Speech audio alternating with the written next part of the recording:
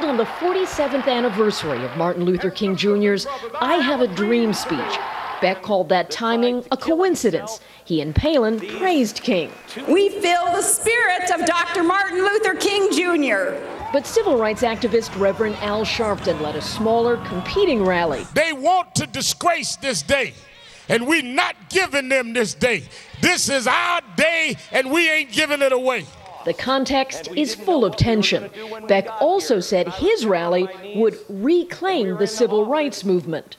Meaning people of faith that look at equal justice and look at every man the same. That's who needs to reclaim it. Not the politicians, not the parties, not white people or black people. And Beck tried to sort of shape some of the imagery here. He had asked some of the followers not to bring signs, and often signs at these sort of events, if they have controversial images or words, attract a lot of negative attention. And interestingly, Beck said he regretted those words, calling the president a racist, but said he was not retracting them, simply amending them. Matt? Kelly O'Donnell. Kelly, thanks very much. As you just heard, the Reverend Al Sharpton led his own rally this weekend. Ben Jealous is the president of the NAACP. Guys, good morning to both of you. Good morning. So much talk leading up to this rally, Reverend Sharpton, and now so much analysis afterward.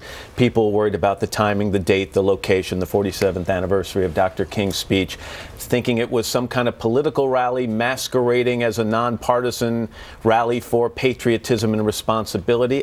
In the end, wasn't it fairly uneventful? Yeah, and you wonder whether that was designed that way, because let's remember now, it was Mr. Beck himself that was saying this is going to be to reclaim civil rights, I'm going to do this and that, attacking the president, and then he comes and does none of that. So I don't know if it was his promotion or whether we're seeing a very shrewd political strategy. But when I saw you speaking there at your own rally saying we're not going to let them have this day, this is our day, in the end, is it a case of never mind? I mean, was there no offense? No, the offense is to try and cast that as civil rights. Blacks, whites, we had many speakers of all races that are legitimately in civil rights, union leaders, the Secretary of Education, people that are trying to deal with the inequality in this country. We're not talking about the day doesn't belong to blacks or whites. The day does belong to those that believe in what Dr. King's dream was about. Mr. Jealous, there were many people at that rally who said we need to honor the legacy of Dr. King. When you watched and listened to what happened on the mall there, what was your gut reaction? My gut reaction was that if Dr. King stood up there, if he came back or somebody read his speech, that crowd wouldn't have responded well to the full text of his speech.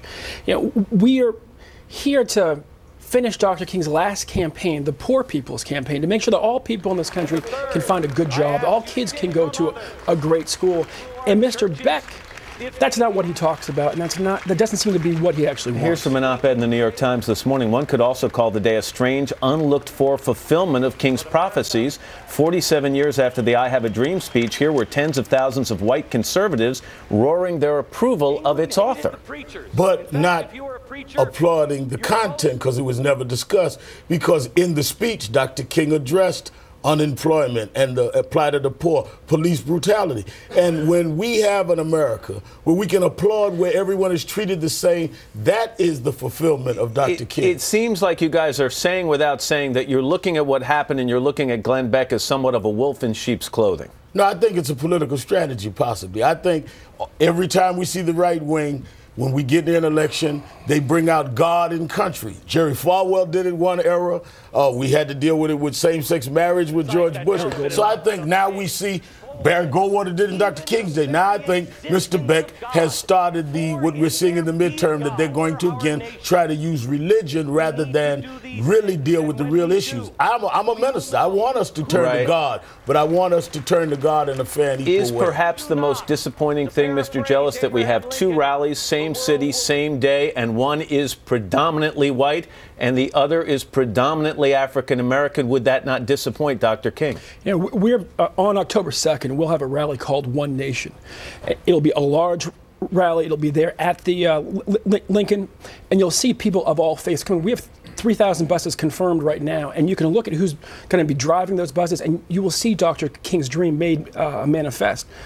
But let's not forget that rally was in D.C., and our crowd was very much a local crowd. You saw from the speakers there, you know, Janet Murguia, Secretary Duncan, a wide range of people. And those are the folks who are coming together for the One Nation rally, and we'll be leading their folks there. But I think, Matt, you've got to remember Dr. King was also criticized in '63 for having mostly blacks there.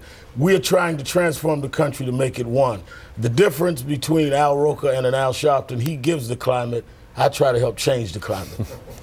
You saved up for that one, didn't you? Always save one for you. Yes, appreciate it, guys. Good to have you here.